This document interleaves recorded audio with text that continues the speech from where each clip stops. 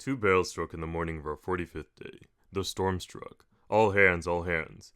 Even as the cry came, the Seahawk pitched and yawed violently. Whether I got out of my hammock on my own, or I was tossed by the wrenching motion of the ship, to this day I do not know. But I woke to find myself sprawling on the floor, the curtain torn asunder, the forecastle in wildest confusion. Above my head, the lantern swung grotesquely. The men's possessions skittered about the billiard balls. Trunks rolled helter-skelter. The watch was scrambling up. As the ship plunged and plunged again, the cry, all hands, came repeatedly, more urgent than I'd ever heard it. Hurricane, I heard as well. There was a frantic dash out of the forecastle into the deck. I followed too, trying to pull on my jacket as I ran against the violent pitching of the ship. Though long past dawn, the sky was still dark. A heavy rain, flung widely in wind that screamed and moaned like an army in mortal agony, beat upon the deck in rhythms only a mad drummer could concoct. The sea hurled towering wall upon towering wall of foaming fury over us. One such tossed me like some drop of dew across the deck, where I, fortunately, crashed against a wall. As I lay stunned and bruised, gasping for breath, I caught sight of Mr. Holybrass and Captain Jaggery in the midst of a furious dispute. No profit to be found in the bottom of the sea. I heard the first mate cry above the storm. Mr. Holybrass, we sail through. The captain returned, barking away to shout. All hands aloft, all hands aloft. I could hardly believe my ears, to go up into the rigging in this. But when I looked skyward, I could see the reason why. Under the brutal force of the wind, many of the sails had pulled free from their running ropes and were now tearing and snapping out of control, pulling themselves into wild whips. All hands aloft, came the cry again. It was pleading, desperate. I could see the men, bent far over to buck wind and rain, struggling towards the shrouds. I pulled myself to my feet, only to be knocked down by the still another wave.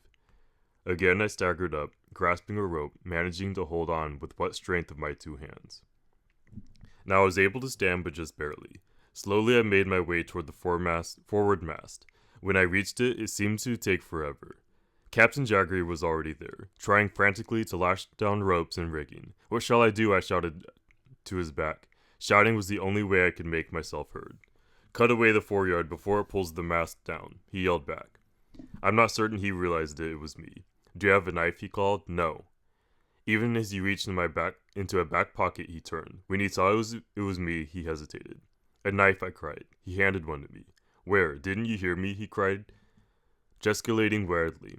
Cut that sail away. I looked up. I could not see far into the sheets of rain. The Seahawk's wild pitching had set the mast to shaking as if it had the palsy. Only the foreyard was visible, and the sail was blowing from it almost into the shape of a balloon. Suddenly the sail collapsed into itself, then filled up again. It would burst soon or fly off with the mast. Up, damn you! Up, hurry! Captain Jaggery screamed. I reached the rigging but stopped, realizing I couldn't climb and hold the knife. With the blade between my teeth, I again grasped the rigging, and using both hands I began to climb. Though I was in fact climbing into the air, I felt as if though I was swimming against a rising river tide. But more than rain or waves, it was screaming wind that tore at me. I could hardly make out where I was going.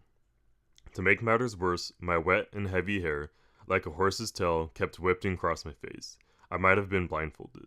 Desperate, I wrapped my legs around one arm about the ropes. With my free arm, I pulled my hair around, grasped it in hand and twisted in the ropes, and pulled it taut. I took the knife and hacked. With a shake of my head, my 13 years' growth of hair fell away. Feeling much lighter, I bit down on the blade again and once more began to climb. Every upward inch was a struggle, as though I were forcing myself between the fingers of God's angry fist, and it was not just the elements that attacked. Below me, when I dared to look, the deck blurred into a confusing mass of water, foam, decking, and now and again a struggling man. I was certain the Seahawk would flounder, that we were doomed to drown. I told myself not to look, to concentrate on what I had to do. Up I went, the rain hissed, thunder boomed, lightning cracked, human cries came too, shouts that rose up through the maelstrom. Words I couldn't catch, but they beckoned with terror. As I crept forward, further up the mast, the sail bellowed out and away from me. The next moment, The wind shifted and the great canvas collapsed, smashing it full wet against me. As though with conscious mind to knock me from the rigging, desperately I clung to the ropes with legs and arms. Then out the sail snapped. The ensuing vacuum all but sucked me off. God knows how, but I held on and continued up. I heard threaded the wailing wind, a ghastly shrieking sound, and then a tremendous splittering of wood. Could it, I wondered, be my mast? Was I about to be hurled into the waves? I dared not to stop and think, but the mast held. Hand over hand, foot after foot, I struggled upward. I was certain we were all about to die. Whether above the waves or beneath them, it hardly seemed to matter, as all I wanted was to reach that sail, as if by doing so I could rise above the chaos. To cut that sail free was my only purpose. I could not think of anything else. Sometimes I paused just to hang on, to grasp for breath, to remind myself I lived, but then once again, I continued up. It felt like hours. It probably took minutes. At last I reached my goal. The foreyard was one of the biggest sails, one of the sailing ship's true engines, but even though it worked hard for the ship under normal circumstances, in this storm it strained against her as if trying to uproot the mast from the deck. Despite the roaring wind that beat about me, I could hear the creaking of the mast, could see it bend like a great bow. What I had to do, was cut the sail free and release the terrible strain upon the mast. Fearful of wasting any time, I simply straddled the spar to which the sail's top edge was lashed and backed out towards its end, hacking away at each piece of rope as I came upon it. Fortunately, the lines were so taut, and the blade so sharp, I hardly had to cut. The moment I touched a rope with the knife's edges, strands flew apart as if exploding. With each rope I cut, the sail blew more freely. Flapping in such frenzy, it began to shred into tiny strands that I could no longer distinguish from the streaking rain. Bit by bit, I moved along, cutting as I went until I reached the spar's furthest end. There I had to make another decision. Should I cut the lines that held the spar itself? What would happen if I did so? If I did not? I looked about in the vain hope that another of the crew might be near. To my surprise, I did see the shadowy form of someone above, but who he was I couldn't tell. In any case, I was climbing further up the mast than I. I decided not to cut more lines. Someone else could do so if that's what's needed to be done. My job was to cut away the rest of the sail, which meant going back the way I'd come and proceeding out along the spar toward the opposite end. The spar, however, with its lopsided weight, and me at one end, was swinging and lurching about so wildly I feared it might break free and drop with me on it. I had to get back to the mast, but the foot ropes were gone. In my wild hacking, I'd cut them free too. I would have to drag myself along, with the knife again clamped between my teeth. Arms tightly locked around the spar, I flung myself down and tried to slide forward. But at the next lurch of the spar, my legs slipped away. The knife fell from my mouth. In a small part of a second, I was now dangling, legs down, facing away from the mast, about to drop in the wildest scene imaginable. I had no choice. I had to clamber, hand over hand and backward, toward the mast. But as much as I tried for speed, I could only move in tiny increments. The wind and rain, as well as the tossing motion of the ship, kept impeding me. I was dangling in the hurricane's winds, twisting. Over my shoulder I could see that the mast was far out of reach, but then my arms began to cramp. "Help!" I screamed. "Help me!" One hand lost its grip. 4 feet from the mast, I tried to swing myself back in the vein of hope of grasping the mast with my legs. The attempt only weakened my hold more. I was certain I was going to drop. "Help!" I screamed in the wind. Suddenly a figure appeared on the spar. "Charlotte," I heard, "take my hand." And indeed a hand was thrust toward my face. I reached for it frantically, grabbed it, clung to it as it clung to me, its fingers circling my wrist in an iron grip. For a moment I was hanging by that one hand. Then I was yanked upward under the spar and I could get my legs around it and locked, gasping for breath. I glanced up at the figure, who was now scrambling away. It was Zachariah. For one brief moment, I was certain I had died and he was an angel. But I hardly had time for thought, for just above me I heard a great wrenching explosion. I looked up to see the foreyard had ripped away. As the sail spun off in the wind, I caught a glimpse of the gray mast twisting and turning into oblivion, like a tormented soul cast down to hell. I spun back around. The man I thought to be Zachariah had vanished. But even as I gazed in wonder, the Seahawk, free from the sail's pull and weight, Heeled violently, to my horror, I saw the ocean rush up toward me. We were capsizing, but then suddenly the ship shivered and rightened herself. Gasping for breath, I clawed my way forward until I reached the mast, which I hugged as though if life itself. Without the knife there was nothing more I could do aloft. In any case, the sail I had been sent to free was gone. I began to descend, slipping more than I climbed. I jumped the last few feet onto the deck. I don't know if the storm had somewhat abated, or I just grown used to it. There were still strong winds and rain beat upon us as before. But the fury of the hurricane somehow softened. I looked about, spars entangled with sails lay in heaps, railings were splintered, dangling ropes flapped about. Then I saw one of the men on the quarterdeck working frantically with axes. I hurried to join them. Only then did I realize the mainmast was gone. All that remained was a jagged stump. I thought of the shriek I heard. Looking toward the stern, I saw Frisk slumped over the wheel.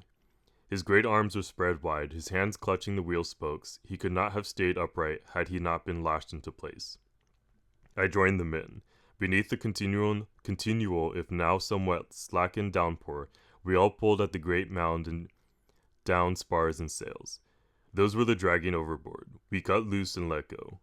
Those we could not move we flung into the waste. And then, quite suddenly, as if heaven itself had triumphed over darkness, the rain ceased. The sea subsided into a rolling calm. Even the sun began to shine. And when I looked up, I saw, to my astonishment, a blue sky. "It's over," I said breathlessly. Mr. Johnson shook his head. "Nothing like," he warned. "It's the eye of the storm. There'll only be a pause, and we'll be back in 20 minutes going the other way. But God willing, if we can clear the deck, we may be able to ride it out." I looked up at the remaining mast. Only the topgallant was left. The other sails had been cut loose. Working frantically, we reached the bottom of the pile. It was Foley who pulled away the last torn sail. There beneath it lay Mr. Holybrass face down.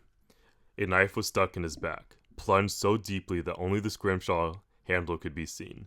I recognized the design of a star. This was the dirk Zachariah had given me. The sight of the dead Mr. Holybrass, for it was certain that such was the case, left us all dumbfounded.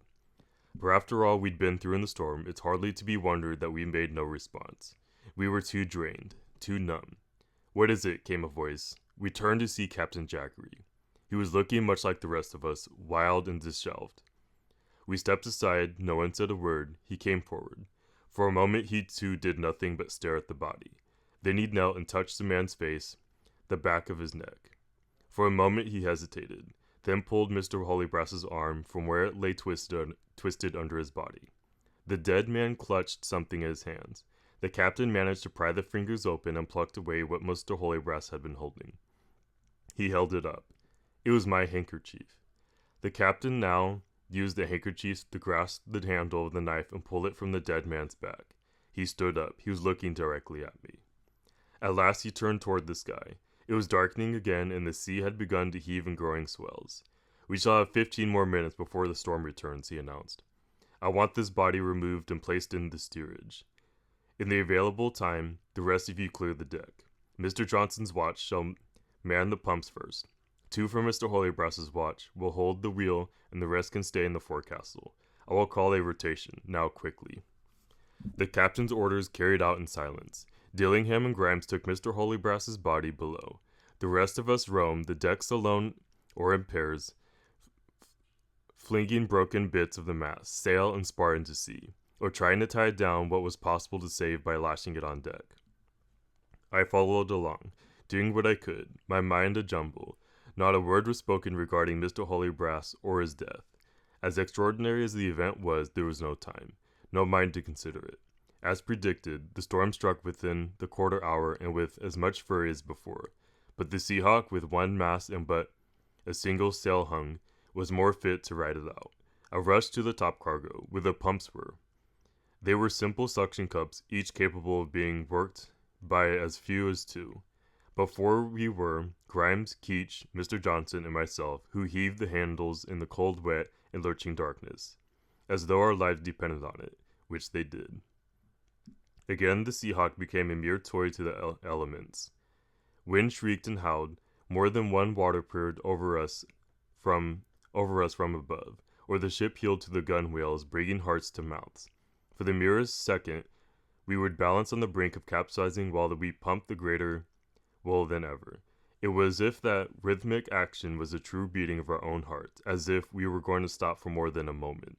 The heart of the ship might cease all beating too. To work meant to live, and work we did for upwards of 3 hours. Then we were released. I was sent to the forecastle to rest along with Morgan, Barlow, and Fisk. Morgan searched for his tobacco pouch, but most personal belongings were flung about and broken, and those whole were soaking wet. He swore in frustration. "Be glad you're breathing air, lad," Fisk said weariedly. Chilled to the bone, exhausted, I tumbled into a hammock and tried to sleep. But I had hardly closed my eyes before I was called out again. Now I was to stand to the wheel. The captain was there. To his credit, he remained at the helm throughout the storm, calling upon us to attempt this adjustment, or that. Anything to keep our stern toward the wind. Barlow, my partner, did most of the work. Great strength was wanted to hold the wheel steady. Whatever strength I had was fast ebbing. I was frozen, miserable. It did not matter. From duty at the wheel, I returned to the pumps. From the pumps to the forecastle. Thence again to the wheel. Round and again, perhaps 3 times in all, I lost count. At last, some 17 hours after we'd first been called out, the storm abated. I was allowed to return to my hammock where, spent and shivering, I closed my eyes. On the edge of sleep, I suddenly recalled the visitation of Zachariah and the demise of Mr. Holybrass. This thought of the dead served to remind me that I was still alive, and then consolation eased my body and calmed my mind. Within seconds, I slept the sleep of the dead who wait, with perfect equanimity, upon final judgment.